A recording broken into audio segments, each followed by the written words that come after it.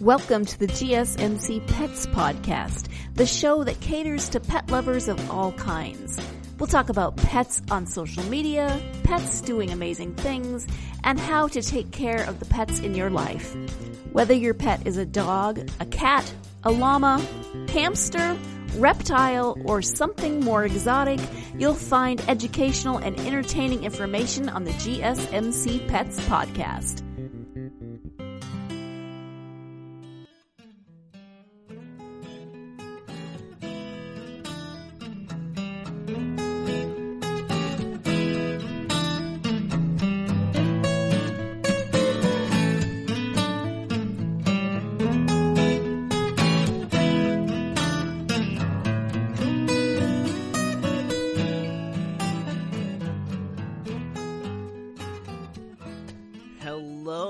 Thanks once again for tuning in to the GSMC Pets Podcast, brought to you by the GSMC Podcast Network.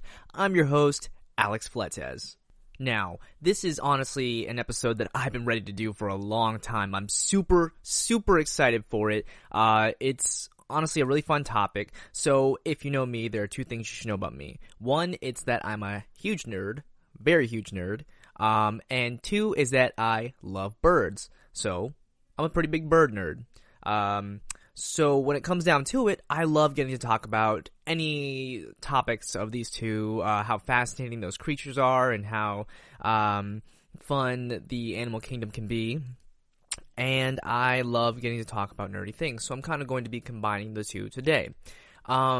So a topic that I really haven't gotten to touch on too much, but I'm finally going to take some time to talk about it right now, is the illustrious, the fascinating, the exclusive group of avians that have earned a name for themselves across media and honestly are some of the coolest avians around. Today we're going to be discussing birds of prey. And besides being a DC, comic series and movie, they are also initially birds that are large hunters. They are hunters. They are avians that actually feed and hunt on other vertebrae, usually having some pretty common features amongst each other, but also having a lot of very interesting and distinctive features that make each one of them unique as well.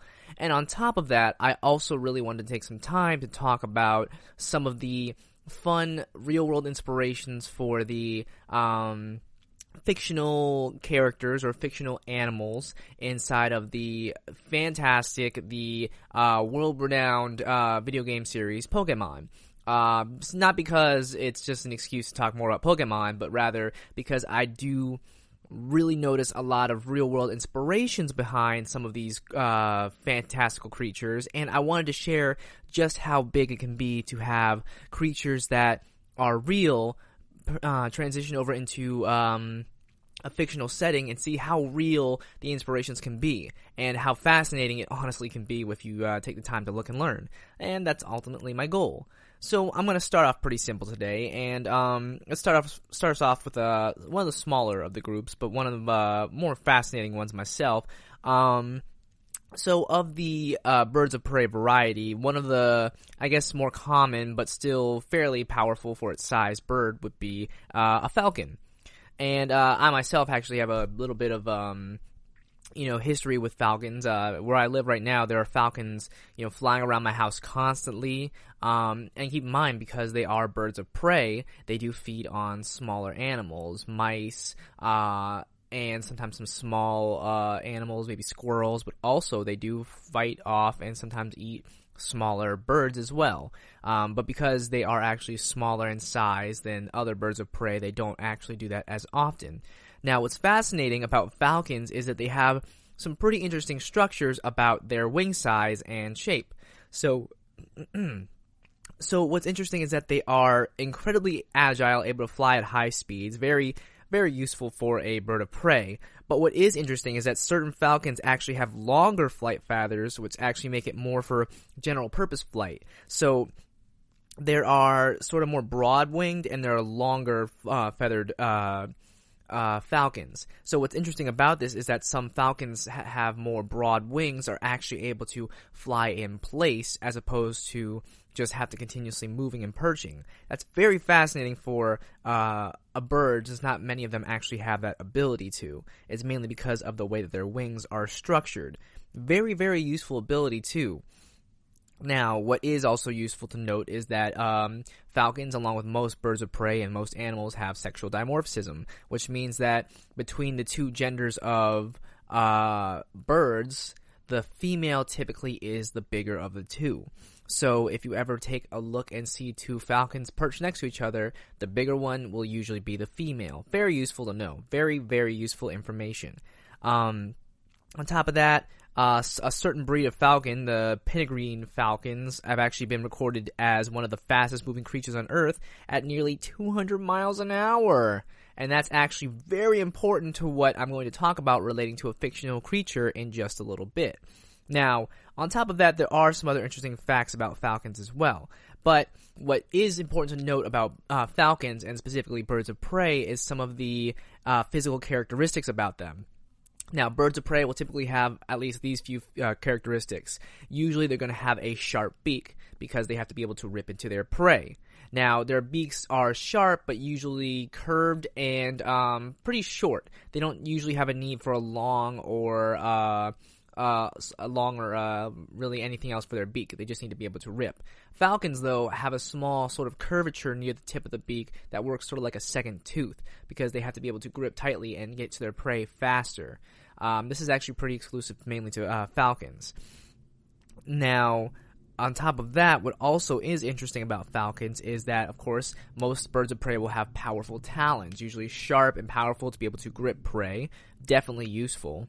And then on top of that, they usually will have some type of specific vision. Vision is very important for birds of prey to be able to spot prey, obviously. Because without powerful enough vision, how are they ever going to be able to capture any useful type of prey? But falcons actually are very special, having that special brand of flying, their sort of differences in wings, which also does seem to be very symbolic of the Marvel character Falcon. If you've ever seen how they fly, how the character flies, he's able to sort of turn and maneuver very quickly in the sky. While he is quick, he's also very agile in the air, which is definitely useful for the character and actually does make sense to why he would be called Falcon. Now, let's go ahead and flip over on the nerdy end of things and talk about the fictional inspiration of a character known as the Pokemon Talonflame. Now, this one is actually very fascinating. This Pokemon is a fire bird. Usually the bird-type Pokemon in, Pokemon are usually normal flying type. This one's a fire flying type, and it makes a lot of sense as to why. Talonflame is one of the faster of the flying type bird Pokemon, with really powerful abilities as well that boost its flying typing. Keep in mind how much of an emphasis it gets on flying typing because, along with real-world falcons, Talonflame has really powerful abilities about its agile and sort of speedy nature. In fact, this Pokemon was so powerful, it actually broke the meta of the game for a while because it was so overpowered. Eventually, they managed to sort of rectify this, but it still didn't change the fact that this Pokemon was and still pretty much is a threat. Looking at this Pokemon too, its design is almost a shot-for-shot recreation of a falcon, having a very curved, small beak, but it's still very sharp, large talons, hence the name Talonflame, and its wings are actually more of a small, skinnier shape, but still in a long shape as well, and it's a pretty big bird as well. Its pre-evolved forms, such as Fletchling and Fletchinder, are actually derived of Fletchling small birds and actually do have a design similar to more grounded prey birds. So it's actually interesting how it eventually becomes a bird of prey with its beak becoming sharper. On top of that, this is a very, very powerful Pokemon. It has a lot of It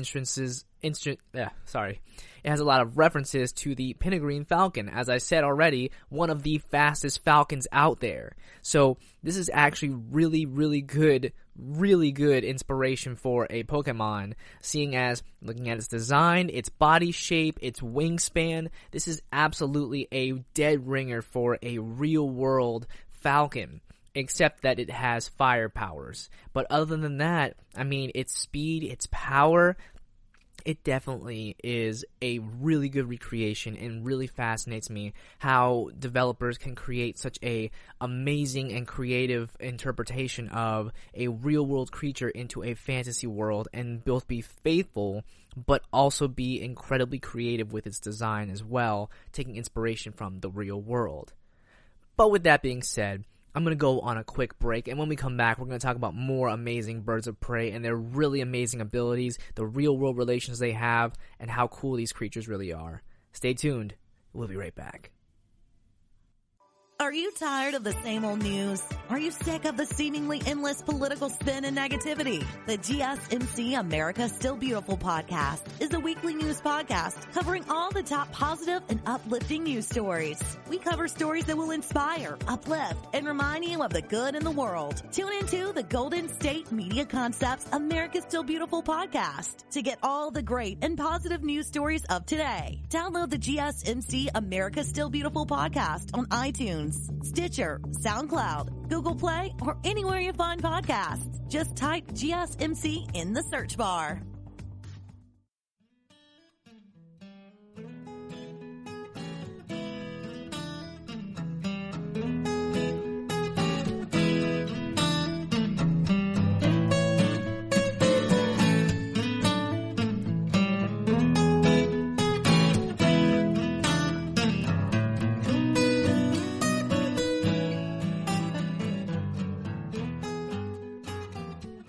Thanks for sticking around. We are back here on the Pet Podcast. We're talking today about the birds of prey and the fantastical, powerful, winged beasts that control the skies.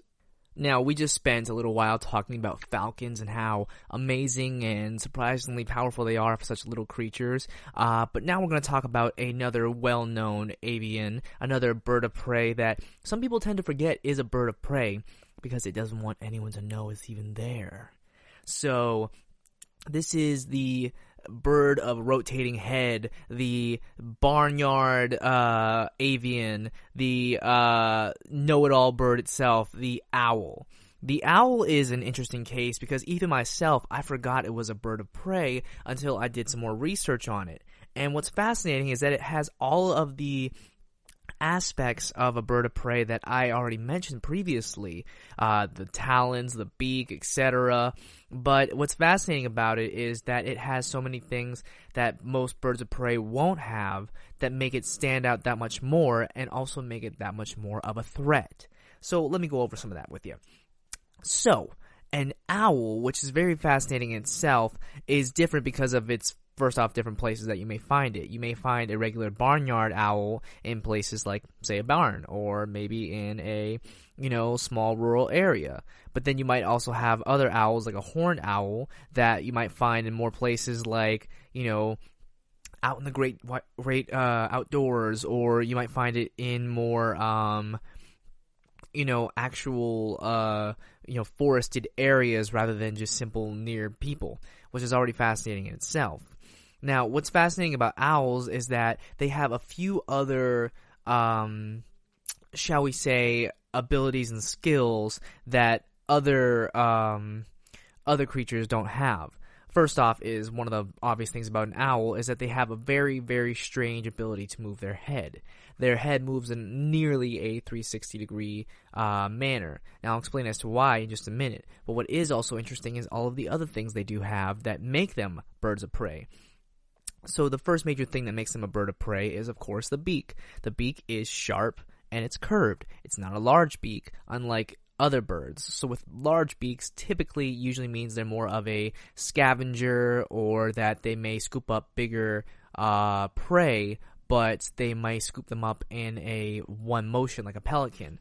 Now, for a small beak like a owl, it's short, curved, and facing down. It's got a nice hook at the edge for tearing into prey, of course. So it's really good for taking out a prey. On top of that, it also has, of course, powerful talons for grabbing onto and latching onto prey and scooping them up whenever it needs to be. Now, an owl isn't notoriously huge. It's still a smaller bird of prey, but it's still a pretty big bird. But what is good about the owl is a lot of the extra skills that it makes up for without being a powerful bird of prey. Now, owls are indeed powerful, but it's because of their unique skill set that makes them so powerful. First off, let's talk more about their incredible eyesight. Their eyesight is incredibly powerful, seeing more than double the amount of a human can see. And it has one of my favorite abilities, night vision. So that automatically includes itself as being a really amazing bird. But let's also talk about that rotating head. If it can see at nearly 360 degrees, which means completely around in a whole circle, front to back, side to side, then it would be able to see in all directions without having to move its body. But having nearly that much, it's able to see most of its area, scan its area with little movement. So because of that, it's able to look around, survey a whole area, and see everything in its area with quick precision and little sound. On top of that, owls are also binocular vision. Most birds have vision on the side or more skewed to the left and right so they can see what's coming and going. Owls see what's in front of them like people do, so they're able to scan around like a watchtower or like a searchlight, able to search everything it needs to see, and then when it has a target, it's able to launch. And that brings me to the final most important thing owls are able to do, and that's fly with next to no sound. You can actually see videos of this, and it's really fascinating. But the way owls' wings are curved, they sort of have more of a curve inward, so when they flap their wings, you hear next to nothing until it's too late. Whereas most birds, when they fly, they'll have more of a sort of sound going with them, so you'll be able to hear them coming, and most enemies can prepare or run away in time. That's what makes an owl so formidable as a foe. Whereas as humans, if we had the ability to see at night, if we had the ability to move through the air or move on ground without a sound, and then we had the ability to see twice our vision, we could do all of that. We would be formidable foes. So that's why owls are incredibly, incredibly amazing birds of prey. Now, they're never going to get large as large as some of the other birds of prey, but they are still incredibly powerful birds of prey nonetheless. But with that being said, I want to sort of pivot over to another nerdy fictional creature as well. Now, I didn't mention things such as owls' physiology, dimorphism, and also they have the ability of camouflage, or rather rough camouflage. But that goes without saying because most animals will have some form of camouflage. And of course, the larger of the species are usually going to be the females. But what I do want to talk about is the amazing inspiration for one of the most infamous/famous Pokemon out there. So right now, when it comes to Pokemon, the owl is a very underrepresented Pokemon, but it does have a couple sort of figures in that line. But the Pokemon that has the honor of being the first owl-like Pokemon, or fully formed Pokemon, is Noctowl, which automatically in its name already has a lot of inspiration with owls and of course their ability of nocturnal activity. On top of that, Noctowl is based off of a horned owl, so it is definitely more of a wild owl as opposed to a slightly more refined barnyard owl. Now, what's interesting about this one having a dark brown color is that it blends in with trees very easily, just like a real owl would. But what I do find most interesting is that although this is built roughly like most other flying-type Pokemon with the same typings and such, it has abilities such as Keen Eye and Insomnia, and it also has moves like Foresight and abilities to detect Pokemon that usually can't be detected, such as Ghost-type Pokemon that usually can't be afflicted by normal or physical-type moves. It has the ability to detect with its amazing eyesight, which makes it so powerful, and actually makes sense because flying types, an owl's vision is incredibly powerful to be able to detect things that usually can't be seen, which makes a ton, and I mean a ton of sense. Now, what makes this Pokemon exceptionally special? In the series, they have this thing called shiny Pokemon, which are Pokemon that have sort of different colorations from their normal color. So in this case, Noctowl is usually a dark brown color, but its shiny form is a lot more sort of goldish green. Now, here's the problem. if a creature has a brighter color, usually a prey has a brighter color, it becomes an easy target for any predators. So with a creature like this, Noctowl being the first one in the anime to actually get its shiny coloring means it's actually difficult to survive in the wild simply because it loses its camouflage. This actually does happen in the real world with albinism and other things like that as well. So it's actually interesting that we get to see a creature like that has to adapt to its surroundings and has to change the way it hunts based off of a coloration that it has no control over. It's very, very fascinating that something like shiny Pokemon would make its way into the series, showing that its actual physical discoloration that can actually affect a species or an individual creature because it's not able to adapt to its surroundings. Something really amazing that I find that occurs in this game. Sure, most people see it as a novelty or as a special gift, but it's also a bit of a hindrance for wild creatures trying to live in natural life. But with that being said, we're going to take a quick break, and when we come back, we're going to talk about more interesting Pokemon, more powerful birds of prey, and some interesting facts behind them you probably didn't know. Stay tuned. We'll be right back.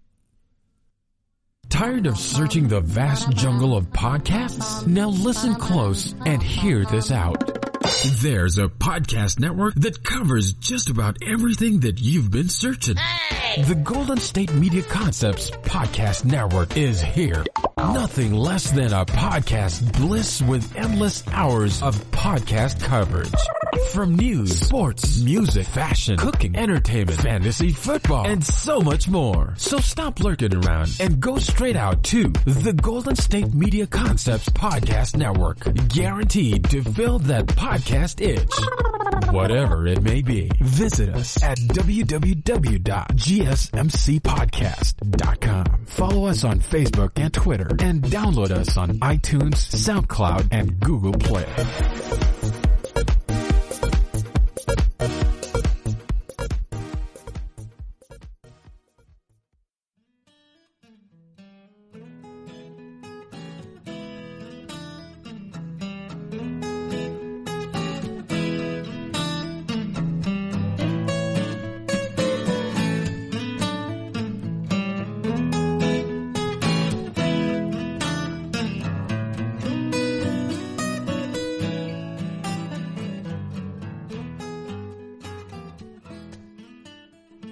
And thanks for sticking around today, guys. We're talking about birds of prey and the fantastical, powerful creatures they are and the amazing real-world inspirations they have. So we've talked a good bit about some other birds of prey, the falcon and the owl. But how about we talk about the big one, the one everyone knows, the one that pretty much is the poster boy for the entire, classification of birds. We're talking about the eagle. Now, obviously, when you think about eagle, you probably think about the bald eagle, which is indeed a bird of prey, but it's not the bird of prey, and for good reason. While it is one of the most powerful birds of prey, it's not exclusively the strongest bird of prey. There is actually a few other ones above it, but it is one of the most powerful creatures in that ranking. So, obviously, let's go over the quick basics of the bird of prey, the eagle, and why it's so strong. First things first is obviously with any type of birds of prey, you have the obvious factors. It has a very sharp razor beak, very important. Now, this is actually really important to notice is that while most birds of prey have more of a rounded, super curved beak that sort of has more of a scissoring motion, the eagle's, while still having that, is a lot longer, more razor, and bigger. This is because the eagle can take down bigger prey.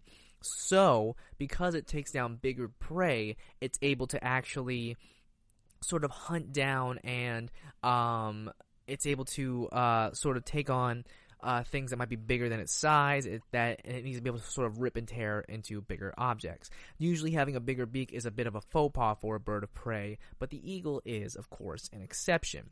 Now, the bald eagle is, again, very powerful. In fact, it's so impressive that it's actually been known to carry some of the heaviest loads of any flying bird, being about 15 pounds of a mule deer. So, A young mule deer at about 15 pounds is very impressive for any bird, seeing as birds have a lighter bone structure and a much lighter body mass. So it's actually really impressive that a bald eagle, is able to take care of that.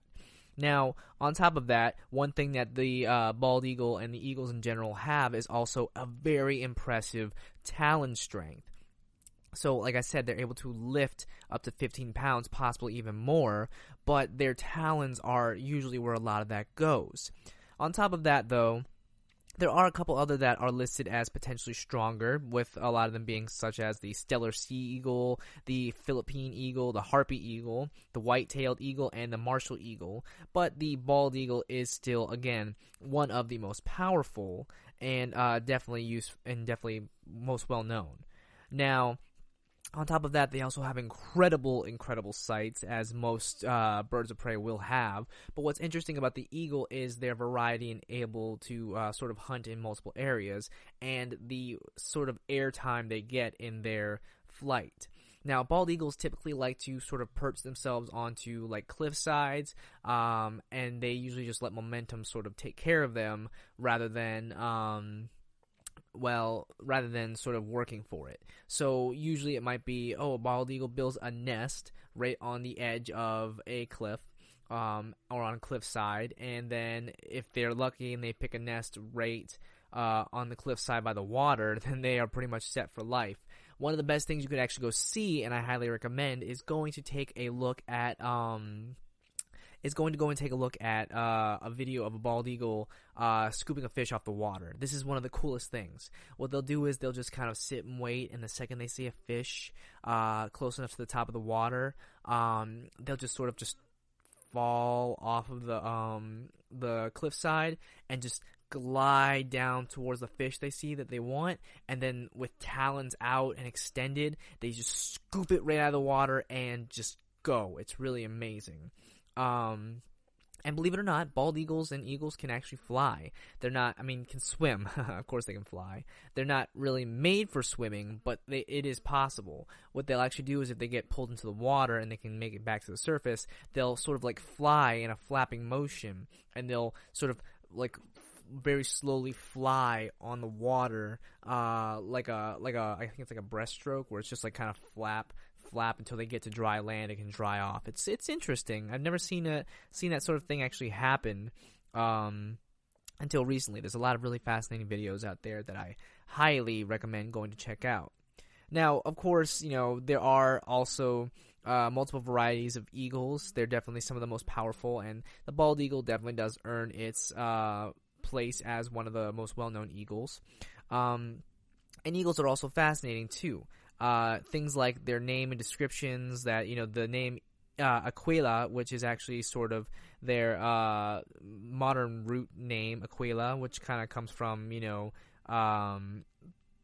I believe it means let me see here, because that's actually an interesting fact. Aquila is actually really important too for the eagle, because it's actually one of the few animals that actually has a star constellation and named after itself. What is fascinating as well is that eagles also do have really important placement in a lot of culture. They usually use as coat of arms as well. So people really do see eagles as power. They see them as creatures that are able to sort of take to the sky and take charge. Some people even call them the lion of the sky, which does make some sense. And creatures like a griffin actually do sort of take that as well. So it's definitely very interesting as well. But since we're talking about it, let's go ahead and kind of shift over to the nerdy half of things and talk about real-world inspirations. So when it comes to real-world inspirations, specifically of creatures to fiction, Pokemon is always the way I like to go. And with Pokemon, I love to talk about how real-world animals have inspired these very well-known creatures. So the Pokemon known as Pidgeot is very fascinating because while there's another eagle Pokemon, but it's straight up based off of a bald eagle, and it's nothing too special to really talk about. Pidgeot actually does have a lot of eagle inspiration as well, evolving from the Pokemon Pidgey and Pidgeotto. But you'd think that a Pokemon that has Pidgey in its name would be more pigeon design, when in reality, Pidgeot has a lot of eagle built into it. Its body, its broad wings, sharp beak, which is almost parallel to an eagle's beak, I might add. Big talons. A lot of it is actually very reminiscent of an eagle's design, despite being named Pidgeot, or from the Pidgey line. Now, what is also fascinating is that rather than being, sort of designed off of a bald eagle, it seems to have some inspirations from a few other of them, and when it does have a shiny form, it actually does resemble more or less of a golden eagle. Now, having a lot of these features, also having high speed stats, a lot of sort of predatory and physical moves, makes this very, very, very similar in design to an eagle in real life. And one of the most important things is also how it also does derive from some Egyptian mythology as well, under its eyes and shape, sort of deriving from inspirations of creatures like Ra and Horus. So it's actually pulling from multiple places, because actually birds do have a lot of prominence in Egyptian mythology as well. On top of that, having really powerful, sort of big talons and design, it's a really interesting way that they designed this creature with eagles and hawks and birds of prey in mind, but also leaving room for there to be more design later on. So it's really fascinating what they decided to do with this creature, and why it's one of my favorites. But with that being said, we're going to go on another quick break, but when we come back, we're going to talk about a few more birds of prey and some interesting real-world parallels as well, and just sharing some really fun facts with you. Stay tuned. We'll be right back. Is weird, odd, strange, or just plain bizarre is really your cup of tea? Then, the Golden State Media Concepts Weird News Podcast will give you that fix. Can't believe it? Well, listen for yourself as we deliver the strangest news you definitely won't find on CNN or Fox. It's the Golden State Media Concepts Weird News Podcast.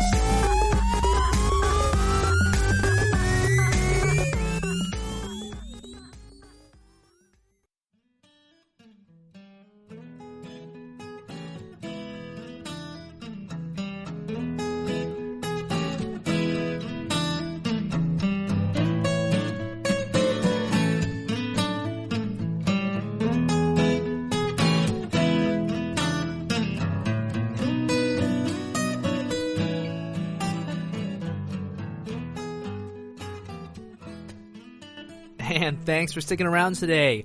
Today we are talking about the birds of prey and the incredible, powerful birds that they are, and the amazing facts you may not have known. So we've taken a lot of time to talk about a few birds of prey: owls, eagles, falcons, very, very amazing birds. But now I want to talk about one that is definitely very fascinating to me, very interesting, very unexpected of a powerful bird, and one that kind of really takes the best traits out of all of the birds of prey, and actually gets misunderstood very frequently for what it is capable of. And we're talking about the hawk. So, interesting thing about the hawk is that it kind of classifies into a lot of other species of birds of prey, and some birds of prey are actually somewhat considered hawks as well. They're definitely in a way, sort of like the jack of all trades when it comes to them, most birds of prey. For obvious examples, you have things such as, for example, having powerful talons, powerful wings, such as like that. They'll all definitely classify into a lot of those sort of things. Having a very powerful curved beak, it's definitely larger than most birds of prey, but it's not as large as, say, an eagle or the bigger birds of prey. It definitely has razor-sharp beak that can just kind of rip to shreds its prey, but at the same time it still has powerful talons to grab prey as well. And its size is actually larger than most, larger than the falcon at least. So anything below the size of a falcon, a hawk's automatically going to have some priority over that. But on top of that, there are a lot of other sort of groups of hawks as well. There's two of them. There's hen hawks and wood hawks. But there's also a lot of subclasses, a lot of other things, because hawks have such a wide range of classes that makes them very fascinating. So one thing that a lot of birds of prey seem to have in common is incredible eyesight, and the hawks definitely have some of the most impressive eyesight. They're definitely able to see, well, twice the length of human vision, but they also are very fascinating because unlike owls, which are able to see in the dark, and some other birds of prey that are able to see incredibly far distances, hawks are actually able to see some color receptors that are usually invisible to the normal eye. So it's actually capable of perceiving not only the visible light range, but also ultraviolet lights, which can actually help for hunting, along with being able to sort of allow the vision of magnetic fields as well. It's really impressive, actually, having that ability. On top of that, what's is really cool about them is that they actually are very smart. They are probably one of the highest avian IQs out there, and for good reason, I might add, because they are not only adaptive to their environments, but they also have a few really impressive abilities as well. For example, usually whenever a hawk flies, it's going to flap its wings rapidly and then use the momentum to glide through the air, so it actually sort of coasts for a while rather than simply perpetually flapping. On top of that, something that's pretty interesting too is that the hawk will usually kill its prey with talons, but there are actually times when it'll actually sort of find very specific times to hunt. The times whenever animals are at their weakest or animals are going to be at their slowest. On top of that as well, they're also very adaptive and very resourceful. So what they'll typically do is when they're going to go for a prey, rather than sort of cycling, what they'll do is they'll actually soar very high and they'll use the momentum and dive bomb prey. So rather than simply, going at it and trying to hunt down its prey, it'll actually dive bomb its prey very quickly, using that momentum rather than simply trying to stalk its prey and fight it down, which is very impressive for any type of animal or avian especially. It'll actually use resourceful abilities to find what it's looking for. It's really amazing. Also, really fun fact, if you've ever actually seen any type of movie or TV show that has a bird on screen and it gives a very large screech, more than likely that is a hawk's screech. So if you see an eagle or maybe a big bird kind of give a large, screech, that's probably a hawk screech, which I actually have here if you can hear this at all. So hopefully you were able to hear that, but if not, just look up a hawk screech and you'll actually see this, you'll actually see, oh yeah, I've heard that before, yeah, that's a hawk, good to know. And their screech is very powerful, very intimidating as well. I myself have gotten to see this up in person, but if you haven't, there's this really great video of a hawk that got trapped in a soccer net, and some guys came to cut it out, but it was so intimidated, it was trying to still keep a facade that it was in control, that it kept giving this really piercing screech from a close distance, and even listening through it through my device, I still felt the power behind that screech. So it really is amazing. That's a good way to intimidate foes, which is really, really useful, especially for such a prime predator like this. But because of that, I also want to take some time to flip over into the more nerdy side of things. So this one I'm actually really excited for because this is one of my favorite flying type Pokemon, and it's definitely got one of my favorite designs, but it's got also a lot of my favorite movesets from it. So this is the flying type Pokemon known as Staraptor. So immediately the name Staraptor automatically indicates that it's a bird of prey because most birds of prey are raptors. Star coming from starling, which is the Pokemon it's technically based off of. What's interesting about it is that its starting ability is Intimidate. So if you've ever played the game, a Staraptor has a screech cry that sounds very similar to a hawk's cry. So the intimidate ability actually makes a lot of sense if you've ever seen a hawk screech in person. So that actually makes a lot, and I mean a lot of sense. Also, its hidden ability is called Reckless, which makes its physical moves a lot stronger. This actually makes a lot more sense too when I've already told you hawks like to dive bomb opponents. So Prey likes to dive bomb. Reckless makes a lot of sense in the fact that it could also be very dangerous if an opponent is prepared. Makes a lot of sense, doesn't it? So, on top of that, if you ever see a Staraptor, it's got sort of a gray appearance, a very faint gray appearance, and it's actually one of the larger flying type bird Pokemon out there, which again, raptors are usually the bigger of the birds of prey. So birds of prey technically have size over most birds. Makes a lot of sense. Now, remember how I told you that raptors are also specifically hawks, they have a lot of physical prowess, very strong talons. Well, Staraptor is also a very, very physical bird. One of the few flying types that'll learn a lot of fighting type moves. So because a hawk will dive bomb its opponents, because it will be very quick, very agile, a lot of its moves make sense, like Final Gambit and Close Combat being ways for it to physically attack its prey. On top of that, having a lot of very quick moves to move around faster makes it all the more powerful. Now, looking at this design, you may say, how is this a hawk? Well, first off, its shiny form actually gives it a brown coloring, which makes it much more, reminiscent of that. But its design, its sort of cut actually resembles not only a hawk, but also a harpy eagle. So it actually does pull in inspiration from other places. And looking at the harpy eagle right now, it does look a lot like this. It's black and white coloring. It's sort of intimidating long beak, and especially around the talons, it's definitely a clear-cut inspiration, which blows my mind seeing how close these kind of things actually work. And again, listen for a Staraptor's call. It's very similar to a hawk's call, which you should definitely go take a look at during this break. Because while we go away on a quick break, I'm going to prepare for one more really awesome bird of prey and some more interesting facts you probably didn't know. Stay tuned. We'll be right back.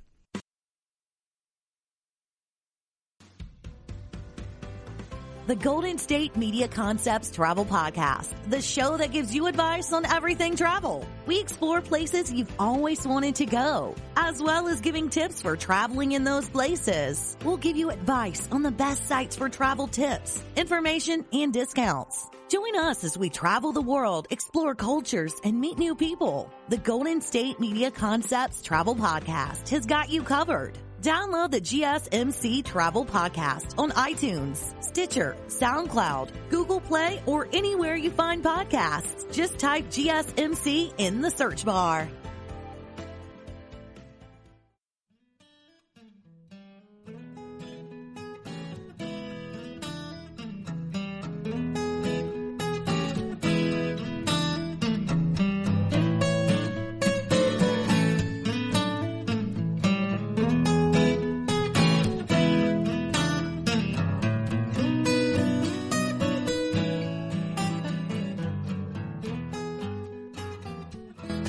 Thank you guys for sticking around. I hope you're enjoying today. Today we're talking about birds of prey, fascinating birds and the amazing power they present, and some interesting inspirations derived from them.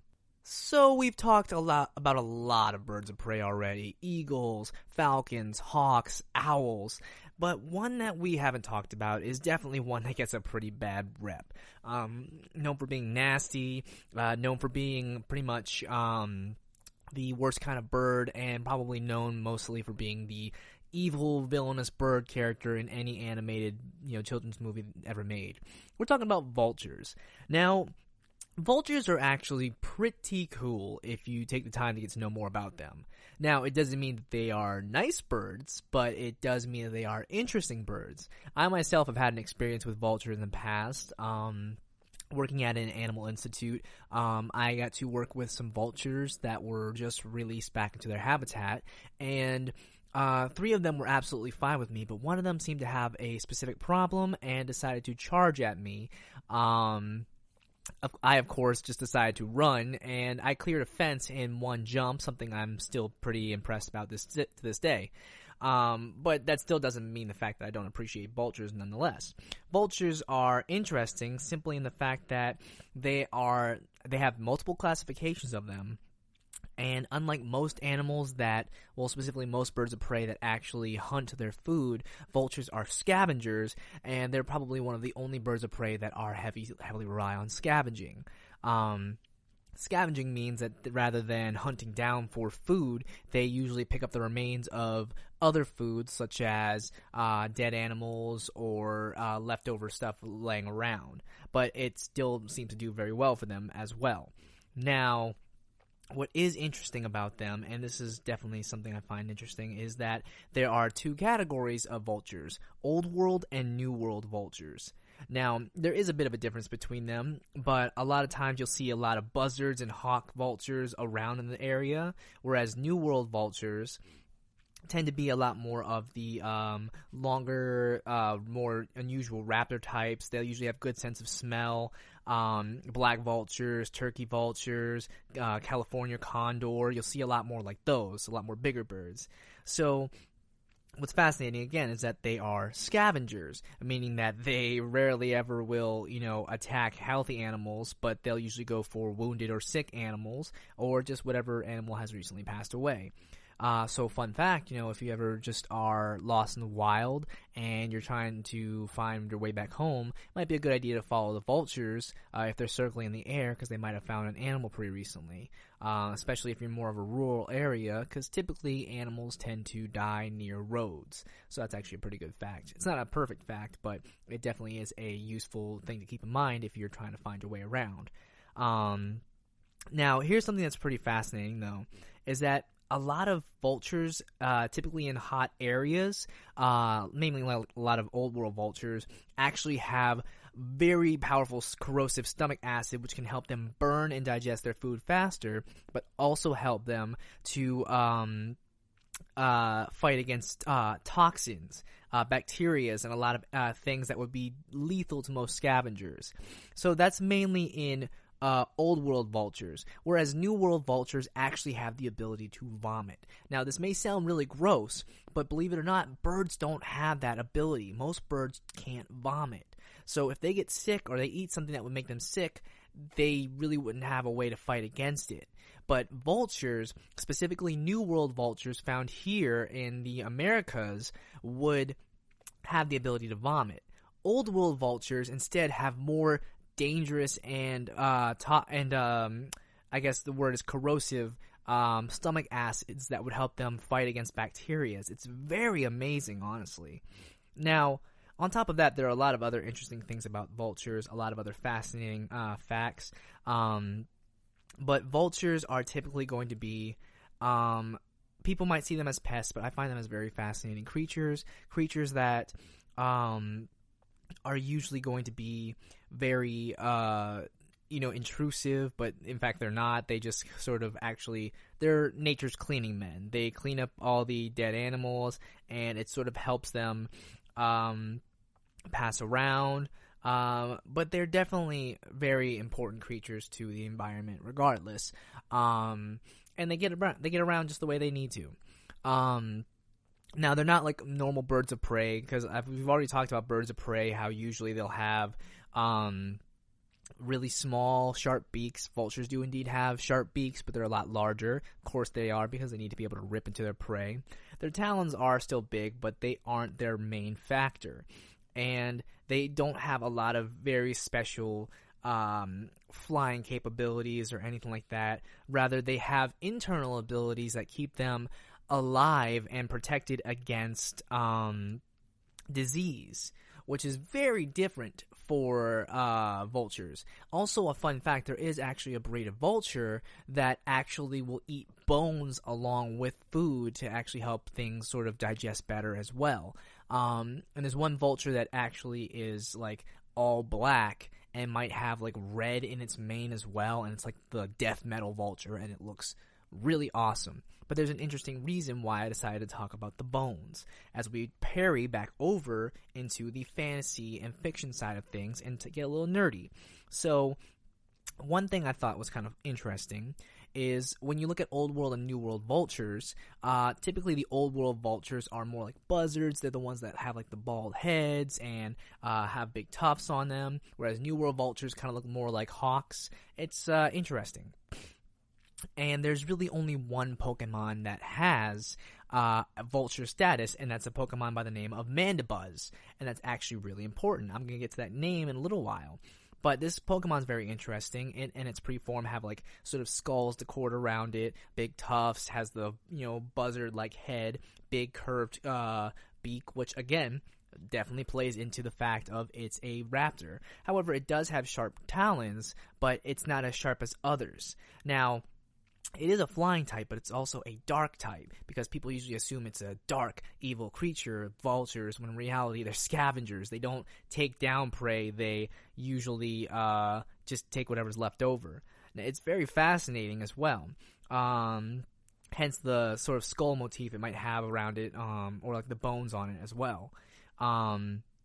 Now, what's interesting about this creature is that it has more dark-type moves, so instead of being more flying-type, instead of soaring and stuff, it usually has the dark motif going on for it.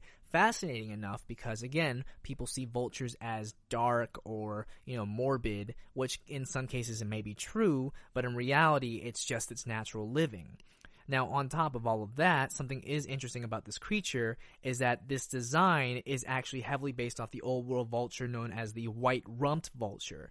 Now, looking at a white-rumped vulture, yes, it does have a lot of that inspiration. Specifically, what's really important is it has this sort of white sort of tuft around its neck that kind of looks like a big fluffy coat and a dark coloring along with the bald vulture head, which is very, very reminiscent of good design. But what's also very fascinating about this creature is, again, the bone motif, as I've already previously explained, is that this creature has the ability, with the bones added onto it to sort of add a ruthless motif to it. Now, what is cool is that the name Mandibuzz comes from the meaning of mandible, which usually mandible has something to do with your head, and buzzard. So buzzards are another way to call vultures and sometimes other raptors as well. And what I really did enjoy about this design too, keep in mind it's an old world vulture, so it also has a slight caveman design too, being a lot more shall we say ruthless, having a lot more edge to it as well. As we've already explained, old world vultures have the ability of corrosive acid in their stomach to fight against bacteria and seeming a little less refined, which is actually a really smart design for such a, quote, ruthless creature. If it was a more new world vulture, it would probably look a lot sleeker and newer. So that's actually really smart and why I love this series so much. It's really creative and really smart with its designs. With that being said, we're going to go on another quick break. And when we come back, we're going to wrap this all up nicely and just talk about birds, bird nerds, and all the fun that we can have talking about the amazing birds of prey. Stay tuned. We'll be right back. Want to find out what movies to go see? Then check out the GSMC Movie Podcast. It's your ticket to the latest movies, whether it's a new blockbuster event, romantic, comedy, or action flick. This show has got it all covered. They talk some what to go see now. Don't bother. What's hot on Netflix and everything in between. That's GSMCpodcast.com/movie-podcast. When it's all about the movies, it has to be this new show. Don't forget to like them on Facebook and follow them on Twitter. Visit GSMCpodcast.com for more info.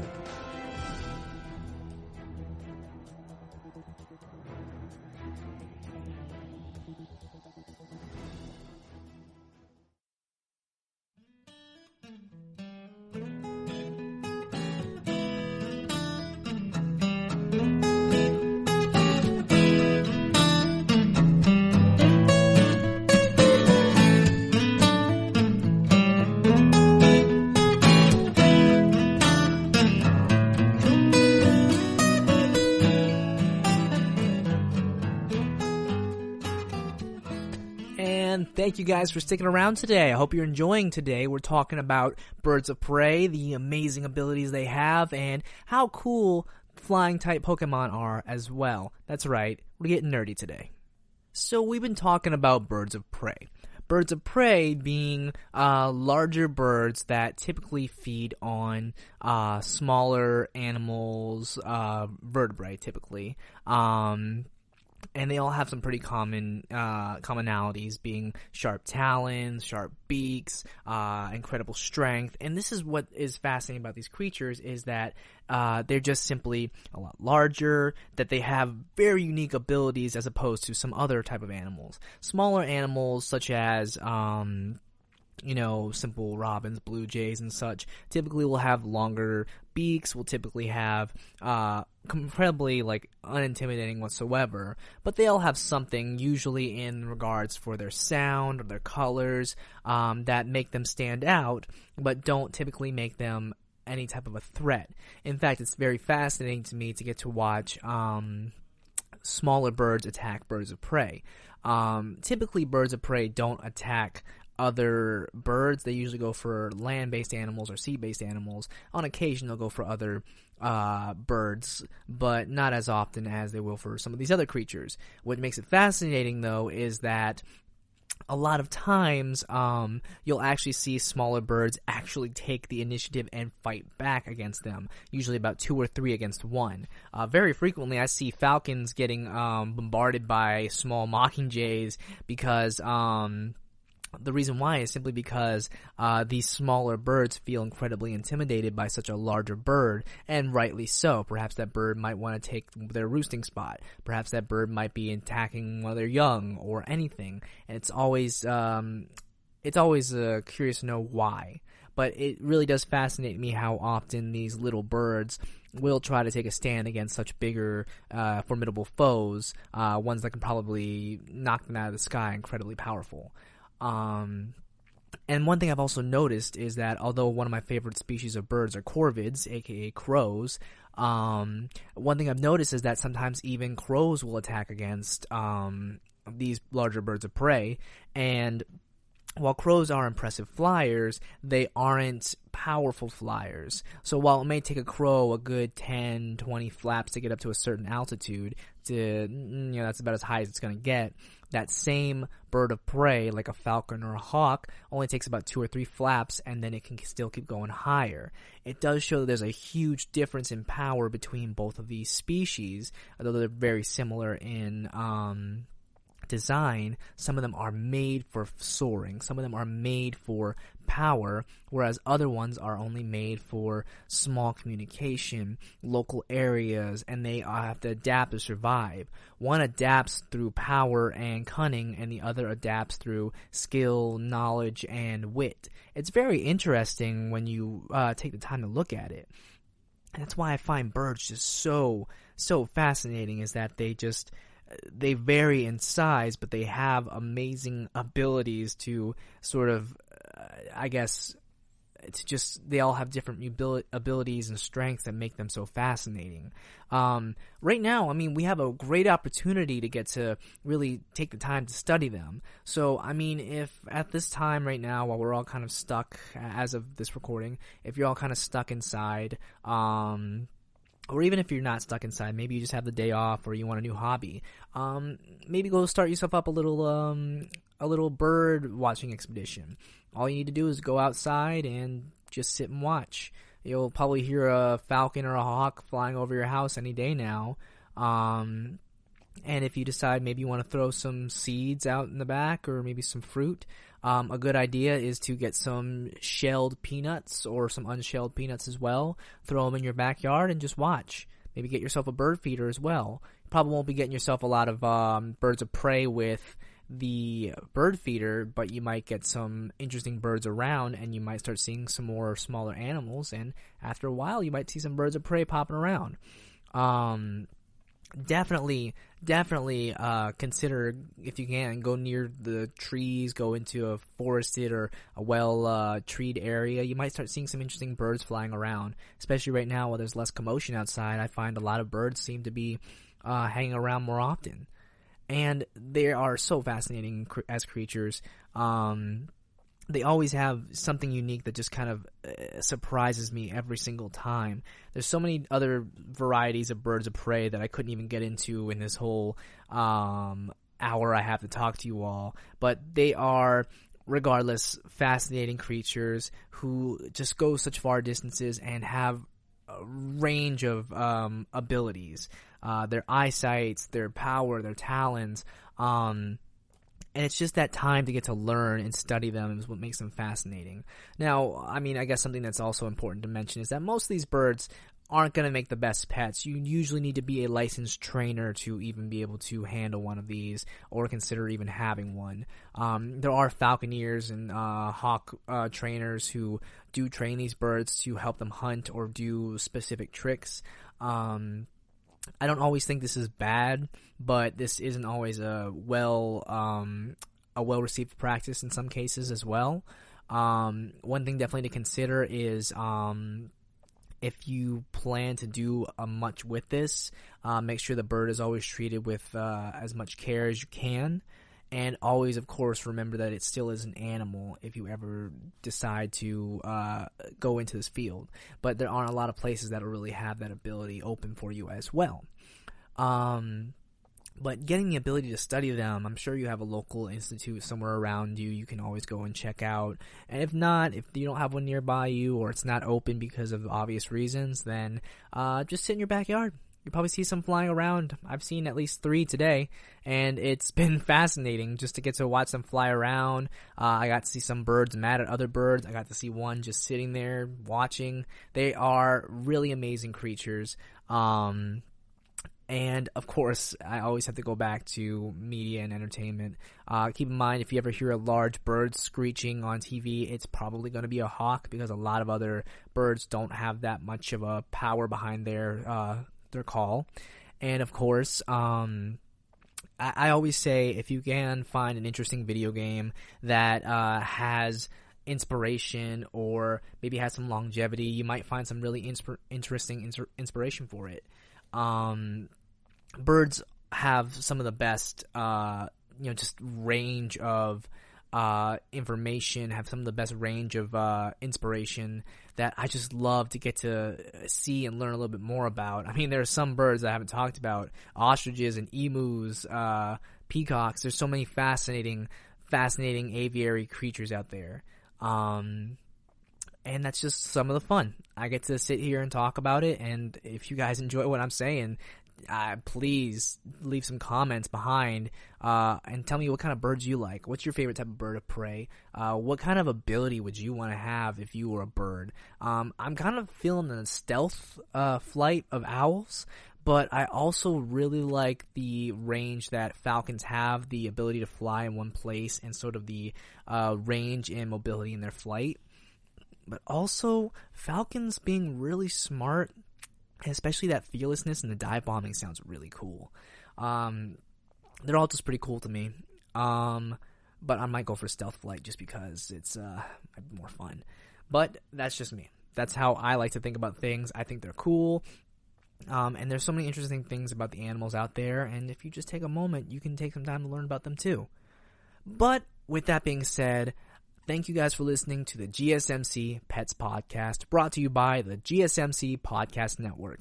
If you like what you heard today, please consider liking and subscribing to this podcast. Also leaving a comment below on the podcast if you heard anything you liked today, or maybe you want to hear a specific topic to talk about. We can do that. Also, if you really want to get in contact with us, follow us on social media on Facebook, Instagram, and Twitter. I'd like to thank you guys for coming today, and as always, have a great day and learn something about an animal. You've been listening to the GSMC Pets Podcast, part of the GSMC Podcast Network. You can find this show and others like it at www.gsmcpodcast.com. Download our podcasts on Apple Podcasts, Stitcher, SoundCloud, and Google Play. Just type in GSMC to find all of the shows from the GSMC Podcast Network. From movies to music, from sports to entertainment, from business news to weird news. Follow us on Twitter and Facebook. Thank you, and we hope you have enjoyed today's podcast.